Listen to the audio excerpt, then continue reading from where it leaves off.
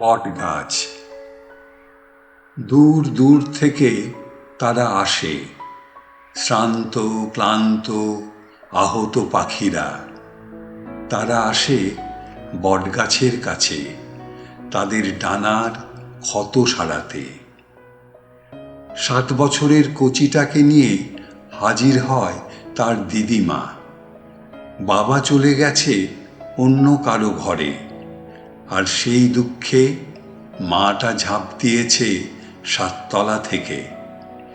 দিদিমা কচিটাকে পৌঁছে দেয় বটগাছের কাছে। নিশ্চিন্ত এবার, সব দায়িত্ব এবার বটগাছের। 75 বছরের মাসিমা একসময় রাঁধুনি হিসেবে ভালোই কদর ছিল। এখন পিঠের সঙ্গে হাঁটু ছুঁয়েছে, টিকতে পারেনি ছেলে বৌমার সঙ্গে, তাই বটগাছেই তার বাসা। আর এসেছে 3 মেয়ের মা শেফালি।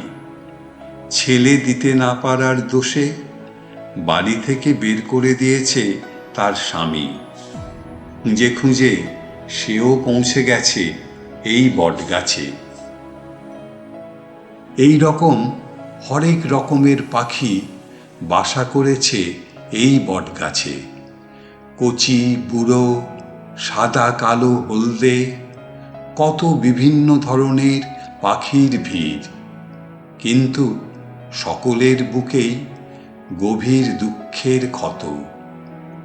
কয়েক মাস, কয়েক বছর, কখনো বা আজীবন লেগে যায় সেই ক্ষত শুকোতে। বটগাছ তাদের জড়িয়ে রাখে তার কোমল 2 হাতের তালু থেকে।